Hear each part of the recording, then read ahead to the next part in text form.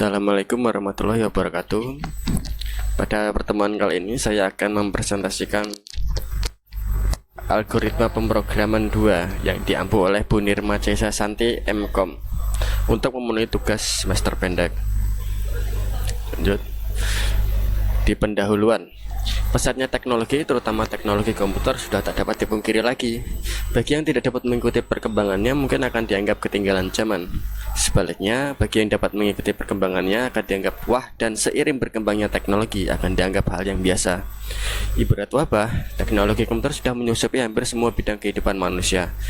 Dari pemerintahan, desa, perusahaan, supermarket, minimarket, perguruan tinggi, bahkan SD sekalipun.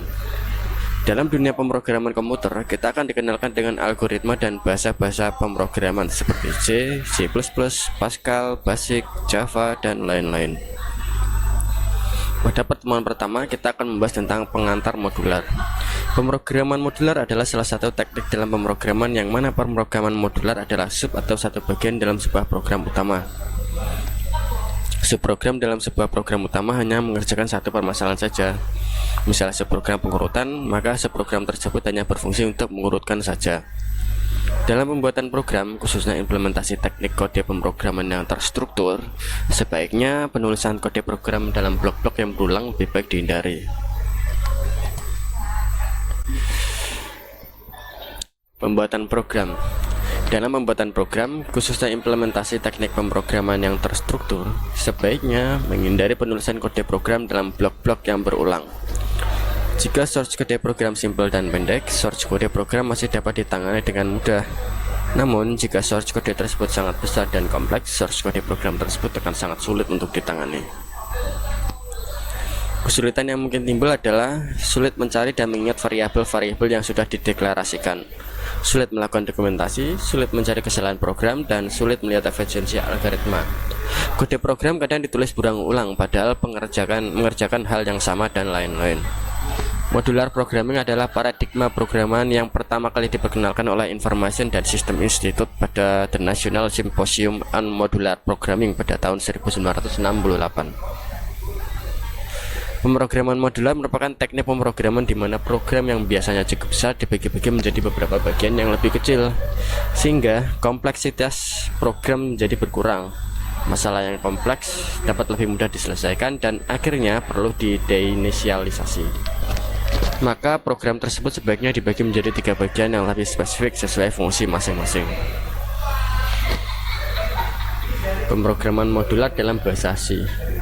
Dalam bahasa C, modul-modul yang berisi bagian program yang bersifat spesifik dapat dituangkan di dalam suatu fungsi. Sedangkan fungsi adalah bagian dari program yang memiliki nama tertentu yang digunakan dari bagian program yang menggunakan fungsi tersebut. Dan tentu saja fungsi memiliki sebuah keuntungan, yaitu kode program jadi lebih pendek, dapat dikerjakan oleh beberapa orang, mudah menemukan kesalahan, menjadi program memiliki struktur yang jelas. Di pertemuan kedua kita akan membahas tentang prosedur. Baik prosedur maupun fungsi merupakan suatu modul subprogram yang mengerjakan tugas aktivitas yang spesifik. Tugas utama dari prosedur adalah membuat suatu aplikasi agar dapat dipecah menjadi sebuah bagian yang dapat dikelola dengan lebih mudah. Kerangkanya bisa dilihat di presentasi di sini. Dan untuk pendefinisian prosedur, yaitu menuliskan nama prosedur, mendeklarasikan nama-nama konstanta, variabel, dan tipe, menjabarkan rangkaian aksi yang dilakukan. Setiap prosedur mempunyai nama yang unik. Prosedur terdiri dari bagian judul atau disebut header, terdiri atas nama prosedur dan deklarasi parameter. Jika ada bagian deklarasi untuk mengumumkan nama-nama, bagian algoritma dan atau deskripsi disebut badan proses. Parameter adalah nama-nama variabel yang dideklarasikan pada bagian header. Parameter ya ada 2, yaitu aktual argumen, parameter yang disertakan pada saat pemanggilan prosedur, dan formal, parameter yang dideklarasikan pada bagian header prosedur. Contoh notasi algoritmik sebagai prosedur seperti di gambar, notasi algoritmik dan kode bahasa C++. Oke, lanjut. Di pemanggilan prosedur. Prosedur bukan program yang berdiri sendiri, jadi tidak dapat dieksekusi secara langsung. Prosedur diakses dengan cara memanggil namanya dari program pemanggil. Prosedur bisa memiliki parameter atau tidak. Jika tidak memiliki parameter, cukup dengan menuliskan namanya. Karena nama prosedur dikenal oleh program pemanggil, maka dalam program pemanggil harus dideklarasikan prototipe prosedur tersebut. Contoh pemanggilan prosedur dari contoh sebelumnya di sini bisa dilihat notasi algoritmiknya, deklarasi, deskripsi, dan kode bahasa C++ nya seperti ini. Nama lokal, nama global, dan lingkup. Nama lokal merupakan nama-nama konstanta, berubah, tipe, dan lain-lain yang dideklarasikan di dalam prosedur. Nama global, nama-nama konstanta, berubah, tipe, dan lain-lain yang dideklarasikan di dalam program utama. Kapan menggunakan nama lokal atau nama global tergantung kepada penggunaan nama tersebut. Bila nama peubah tersebut digunakan di seluruh bagian program, maka nama peubah tersebut harus dideklarasikan secara global. Bila nama peubah hanya digunakan dalam prosedur saja, maka nama peubah tersebut dideklarasikan secara lokal. Di pertemuan ketiga kita akan membahas tentang parameter masukan. Jika program utama ingin mengomunikasikan panjang alas dan tinggi segitiga ke prosedur hitung luas segitiga, maka peubah alas dan tinggi harus dideklarasikan sebagai parameter formal di bagian header prosedur. Contohnya di sini prosedurnya hitung luas segitiga, input, tinggi big real, deklarasinya seperti ini. Oke, program utama yang memanggil prosedur hitung luas segitiga harus mendeklarasikan prosedur ini dan memanggilnya dengan parameter aktual yang bersesuaian. Seperti ini ya, program segitiga, deklarasinya. Karena yang dipentingkan adalah nilainya, maka nama parameter aktual tidak harus sama dengan nama parameter formal yang bersesuaian, asalkan tipenya tetap sama. Pada algoritma berikut, prosedur hitung luas segitiga dipanggil dengan menyertakan nilai alas dan tinggi di dalam berubah A dan T. Di sini program segitiga menghitung luas segitiga, deklarasinya ya di sini bisa dilihat ya. Lanjut. Parameter keluaran. Parameter keluaran dideklarasikan di dalam header prosedur dengan kata kunci output. Pada algoritma 1, prosedur hitung luas segitiga disimpan di dalam berubah luas dan nilainya dicetak di dalam prosedur tersebut. Jika luas dicetak di dalam program pemanggil, maka luas harus dinyatakan sebagai parameter keluaran. Contohnya seperti ini ya.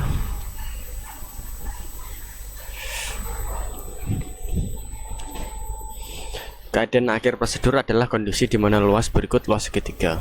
Program utama yang memanggil prosedur hitung luas segitiga harus mendeklarasikan prosedur ini dan memanggilnya dengan parameter aktual yang bersesuaian.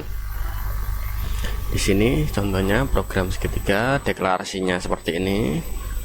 Bisa diamati. Dan untuk parameter masukan atau keluaran dideklarasikan di dalam header prosedur dengan kata kunci input atau output. Jenis parameter masukan atau keluaran adalah parameter aktual dan harus berubah-ubah. Tidak boleh berupa konstanta atau ekspresi. Berikut ini adalah prosedur inch yang berkoresponden dengan x sama dengan x plus 1. Contohnya di sini prosedur inch, deklarasinya. Dan program pemanggilnya adalah di sini program cetak 0 sampai 10, deklarasinya seperti ini. Oke, lanjut. Di pertemuan keempat kita akan membahas tentang fungsi. Definisi fungsi. Fungsi adalah subprogram yang memberikan atau mengembalikan return sebuah nilai dari tipe tertentu.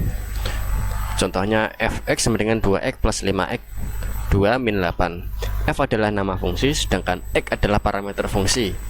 Misalnya x sama dengan 2, maka f 2 sama dengan 10. Nilai 10 adalah nilai return. Pendefinisian fungsi. Struktur fungsi. Fungsi nama fungsi, berdeklarasi parameter jika ada, dan tipenya. Spesifikasi fungsi menjelaskan apa yang dilakukan dan yang dikembalikan oleh fungsi. Deklarasinya semua nama yang dipakai di dalam fungsi dan hanya berlaku lokal di dalam prosedur didefinisikan di sini. Sedangkan algoritmanya, badan fungsi berisi instruksi-instruksi untuk menghasilkan nilai yang akan dikembalikan oleh fungsi. Return ekspresi, pengembalian nilai yang dihasilkan oleh fungsi. Lanjut. Fungsi diakses dengan cara memanggil namanya dari program pemanggil, diikuti dengan daftar parameter aktual bila ada. Karena fungsi menghasilkan nilai, maka nilai tersebut dapat diperlakukan secara dua cara. Pertama, nilai dikembalikan oleh fungsi ditampung dalam sebuah berubah yang bertipe sama dengan tipe fungsi. Berubahnya di sini nama fungsi, parameter aktual jika ada, contohnya di situ. Kedua, nilai yang langsung dikembalikan oleh fungsi, contohnya di situ read F5. Contoh, dibaca sebuah bilangan bulat, harus ditentukan apakah bilangan tersebut ganjil atau genap. Programnya di sini, deklarasinya serta algoritmanya di sini. Dan pada pertemuan kelima kita akan membahas tentang prosedur atau fungsi. Fungsi digunakan apabila modul program mengembalikan sebuah nilai, sedangkan prosedur digunakan bila modul menghasilkan efek dari suatu atau sekumpulan aksi. Namun sering perbedaan keduanya tidak jelas, sehingga suatu prosedur dapat dinyatakan dalam bentuk fungsi dan sebaliknya. Mengubah fungsi menjadi prosedur. Fungsi maksimal input A, B, integer. Mengembalikan harga terbesar dari A dan B, deklarasi. Algoritma di sini, if A lebih besar dari B, then return A, else return B, and if, mengakhiri if. Untuk prosedurnya bisa dilihat ya di sini, max A, else max B, and if. Lanjut, di pertemuan kelima kita membahas larik. Definisi larik. Larik adalah struktur data yang menyimpan sekumpulan elemen yang bertipe sama. Setiap elemen diakses langsung melalui indeksnya, contohnya A1, A2 hingga AN. Deklarasi larik sebagai berubah. Deklarasinya A, array 1 sampai 100 of integer. Nama mahasiswa array 1, 12 of string. Nilai ujian array 0, 74 of real. Sebagai tipe bentukannya, deklarasi di sini. Ukuran larik sebagai sebuah konstanta. Deklarasinya bisa dilihat juga di sini. Dan cara mengacu elemen larik, A4 mengacu elemen keempat dari larik A. Seperti ini. Nama mahasiswanya Ahmad, mengisi elemen ke-1 dari larik nama mahasiswa dengan string Ahmad. Jadi nama mahasiswanya di sini Ahmad ya, untuk mengisi string. Pemrosesan lariknya, contohnya bisa dilihat di sini. Dan pemrosesan larik, deklarasinya seperti ini. Baik, lanjut saja. Ukuran efek larik. Deklarasinya bisa dilihat cons and max sama dengan 100, ukuran maksimum larik. Di sini integer mencatat ukuran larik yang digunakan. Inisialisasi lariknya, prosedur inis dengan 0, output A, larik in, input n sama dengan integer. Di sini menginisialisasi setiap elemen larik A ke awalnya dan ke akhir, serta deklarasinya bisa dilihat di presentasi.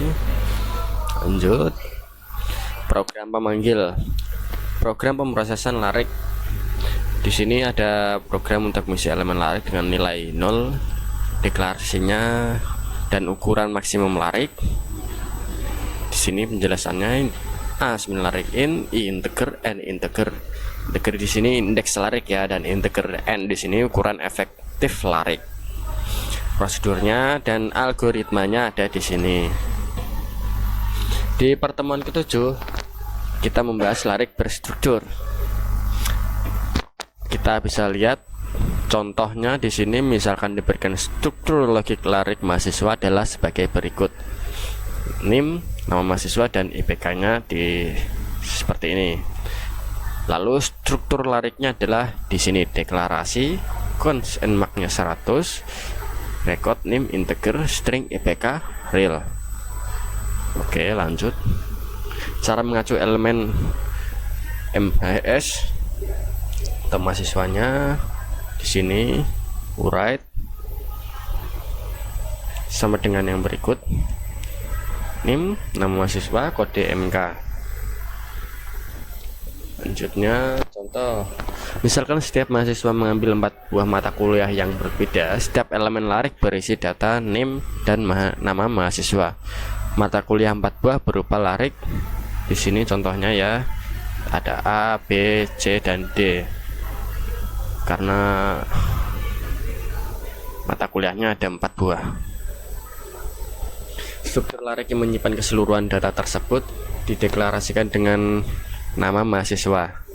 Deklarasinya di sini contoh const and mark 100 tipe mata kuliahnya dan nilai dengan char. Tipe mahasiswanya di sini string, array, mata kuliah, dan tab MHS. Cara mengacu elemen MHS 2 yaitu di sini nenet.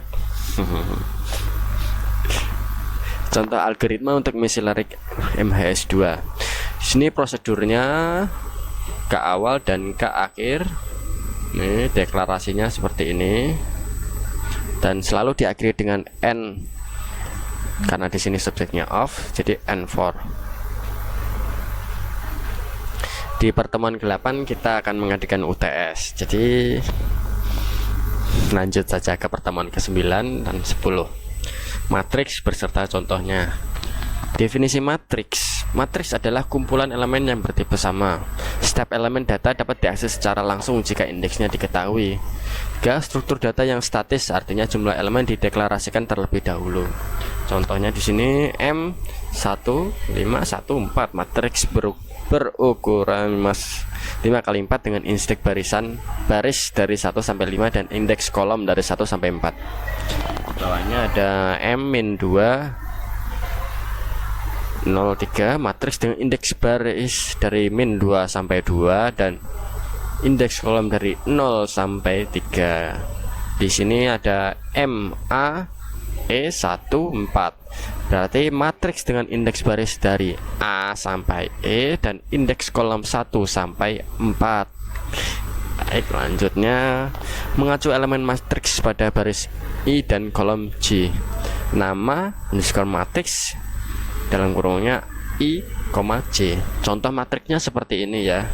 M1.1, M1.2 dan seterusnya. Ini. Lanjut. Dalam pendeklarasian matriks satu sebagai nama berubah, deklarasinya di sini marray 1.5,1.4 of integer. Penjelasannya seperti yang sebelumnya. Dan 2 sebagai tipe deklarasi tipe mat array 1.5,1.4 of integer. M-nya mat mendefinisikan ukuran maksimum matriks sebagai sebuah konstanta. Deklarasinya bisa dilihat const n baris max sama dengan 20, const n kolom max sama dengan 20. Lanjut. Dalam pemrosesan matrik, pemrosesan dengan menggunakan for. Prosedurnya di situ input m matriks in, input n bar, n call integer. Tekan elemen matriksnya di sini per baris per kolom. Ke awalnya matriks m sudah terdefinisi elemen-elemennya dan ke akhirnya setiap elemen matriks m telah diproses. Deklarasinya seperti ini. Nah, ini anak panah kiri ya, ada yang error.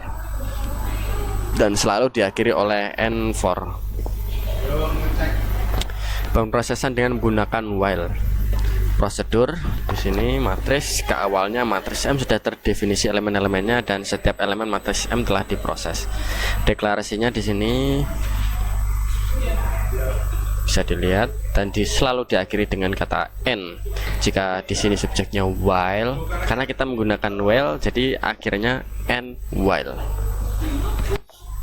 Prosesan dengan menggunakan repeat until. Di sini pemrosesannya elemen ke awalnya matriks M sudah terdefinisi elemen-elemennya dan ke akhirnya setiap elemen matriks M telah diproses. Deklarasinya seperti ini. Judgment and bar. Di pertemuan ke-11 di sini ada temanya algoritma pencarian. Bentuk pencarian berupa A. Pencarian untuk memeriksa keberadaan X, dan B. Hasil pencarian adalah indeks elemen larik, dan C. Hasil pencarian berupa nilai boolean yang menyatakan status hasil pencarian. Definisikan tipe larik di bagian deklarasi global. Kamus data global. Deklarasinya seperti ini ya. Lanjut. Algoritma pencarian beruntun. Algoritma pencarian beruntun adalah proses membandingkan setiap elemen larik satu persatu secara beruntun, mulai dari elemen pertama sampai elemen yang dicari ditemukan. Di versi pertama, pembandingan elemen dilakukan sebagai kondisi pengulangan. Hasil pencariannya sebuah peubah boolean yang bernilai true bila X ditemukan dan bernilai false bila X tidak ditemukan. Prosedurnya di situ bisa dilihat ya.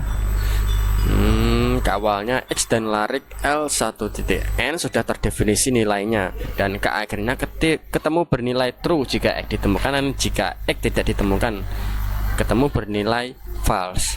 Deklarasinya seperti ini ya, seperti biasa, hanya ada perubahan beberapa. Di program utama, program pencarian, yaitu program untuk mencari nilai tertentu di dalam larik. Deklarasinya seperti ini, prosedurnya juga seperti ini, bisa diamati, dan algoritmanya seperti ini.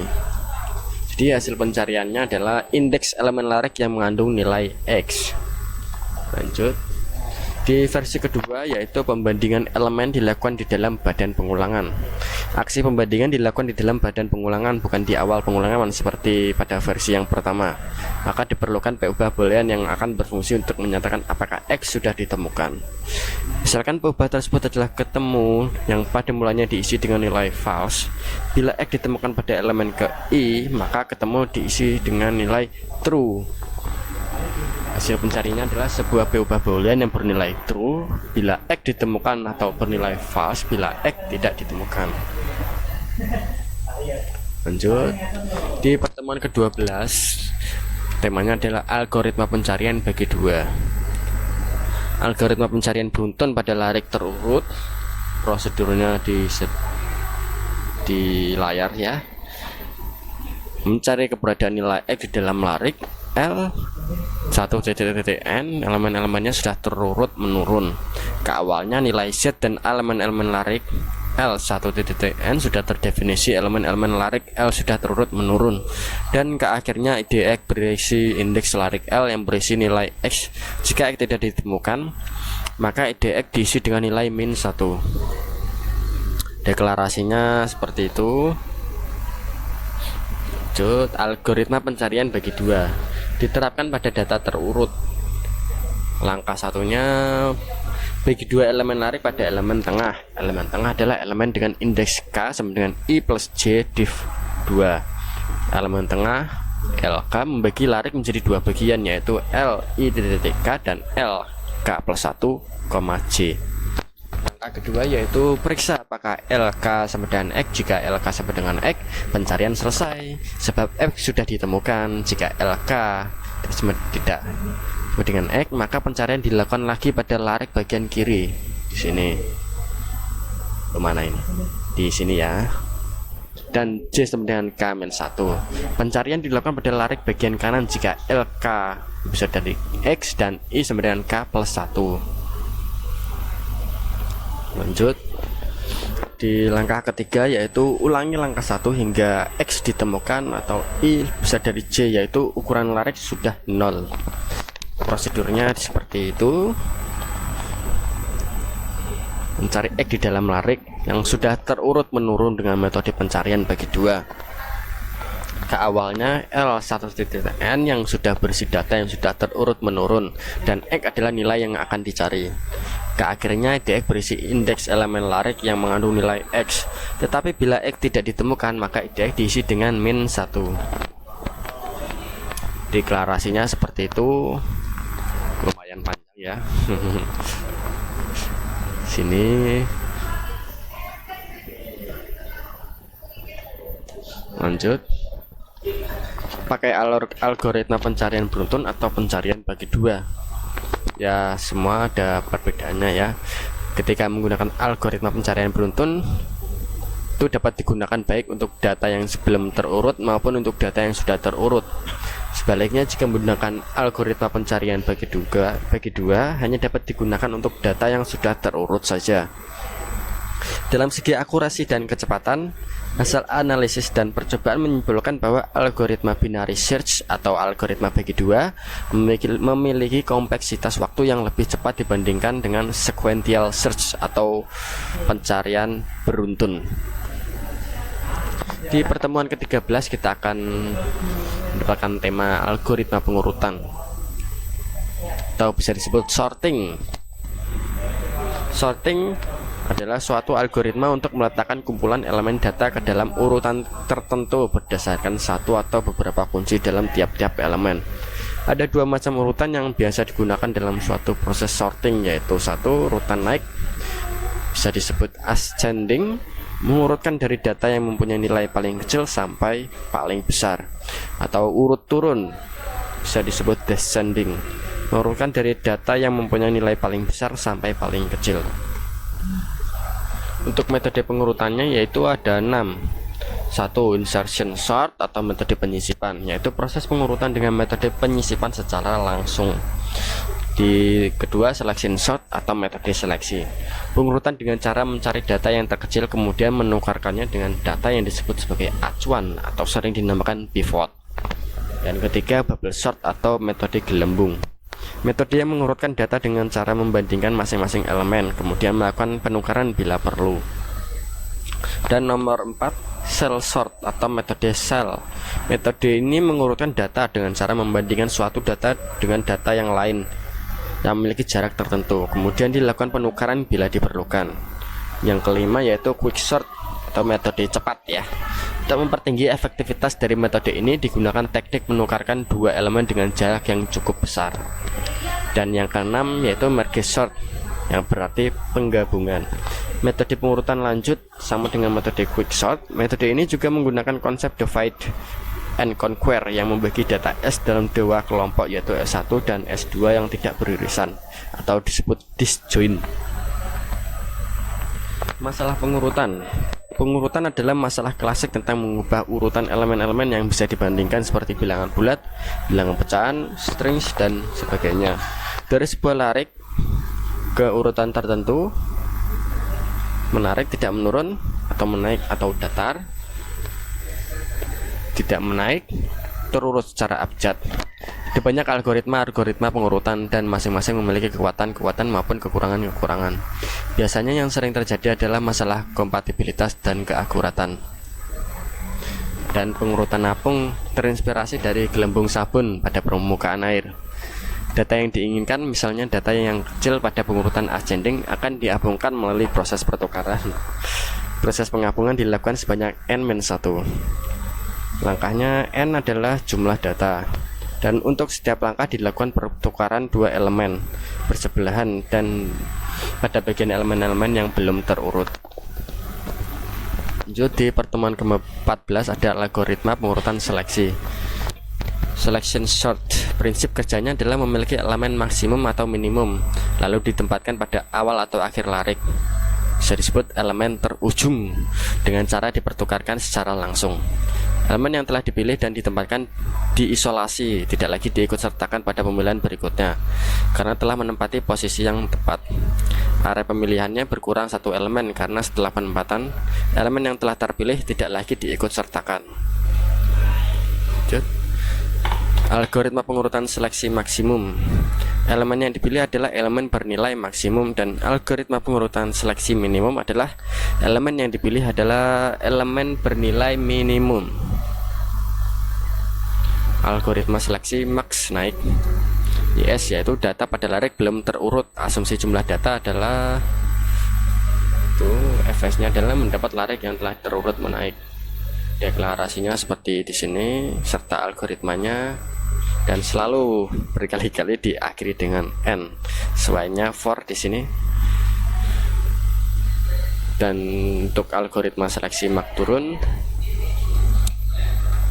data pada larik belum terurut, asumsi jumlah data, mendapatkan larik yang telah terurut menurun. Deklarasinya di sini imak integer d Dan algoritmanya di sini input for i, for k, imap, n4, dan diakhiri dengan n4 lagi. Algoritma seleksi min naik, is-nya pada data pada larik belum terurut. Asumsi jumlah data adalah dan mendapat larik yang telah terurut menaik untuk fs. Deklarasinya di sini, algoritmanya hanya beda beberapa saja. Lanjut, di pertemuan 15 kita akan membahas algoritma rekursi. Apa itu rekursif? Rekursif adalah proses pemanggilan dirinya sendiri, fungsi atau prosedur. Fungsi maupun prosedur yang memanggil dirinya disebut fungsi atau prosedur rekursif. Fungsi atau untuk suatu bagian program yang mengembalikan atau menghasilkan hanya satu nilai. Fungsinya yaitu fungsi yang berisi dirinya sendiri, fungsi yang mendefinisikan dirinya sendiri, fungsi yang memanggil dirinya sendiri. Yang perlu diperhatikan adalah aturan untuk berhenti dari perulangan terus menerus. Kelebihan dan kekurangannya yaitu karena program lebih singkat dan ada beberapa kasus yang lebih mudah menggunakan fungsi yang rekursif. Rekursif memakan memori yang lebih besar karena setiap kali bagian dirinya dipanggil dibutuhkan sejumlah ruang memori tambahan, mengorbankan efisiensi dan kecepatan. Problemnya yaitu rekursif sering sekali tidak bisa berhenti sehingga memori akan habis dan komputer hang. Sarannya, jika memang bisa diselesaikan dengan iteratif, gunakanlah iteratif. Jumlah maksimal tingkat rekursif bergantung pada compiler atau sistem operasinya. Bentuk umum fungsi rekursifnya di sini return data, fungsi nama, parameter list. Fungsi namanya di sini void rekursif. Jadi mainnya lewat rekursif langsung ke rekursif ini. Berulang-ulang. Dan contoh fungsinya di sini include studio, rookit, wait rekursif, in main rekursif 1, return 0, wait rekursif. Sini ya nomornya. Lanjut, faktorialnya 5 faktor, sebenarnya 5x, 4x, 3e, 2x1. 3. Kalau 4 faktor di sini bisa dilihat 4 kali 3 kali 2 kali 1. Berarti 5 faktor sama dengan 5 kali 4 faktor. Metode iteratif. Salah satu cara untuk menghitung adalah dengan menggunakan loop yang mengalihkan masing-masing bilangan dengan hasil sebelumnya. Penyelesaian dengan cara ini dinamakan iteratif, yang mana secara umum dapat didefinisikan sebagai berikut. N faktor sama dengan n-1, n-2. Sini bisa dilihat pada gambar faktorial rekursif. Jadi terdapat pengulangan sampai berhenti. Di sini titik berhentinya di 1. 5 faktor, 5 kali 4 faktor, 4 faktor, 4 kali 3 faktor, 3 faktor sama dengan 3 kali 2 faktor, 2 faktor, 2 kali 1 faktor, dan 1 faktor sama dengan 1. Titik berhentinya berada di sini. Dan di pertemuan ke-15 ada UAS. Dan cukup sekian presentasi kali ini. Oh ya, untuk sumber yang saya gunakan di sini saya menggunakan ebook dari Rini Marwati dan beberapa website yang lainnya untuk melengkapi presentasi saya ini. Jadi sekian untuk presentasinya. Assalamualaikum warahmatullahi wabarakatuh.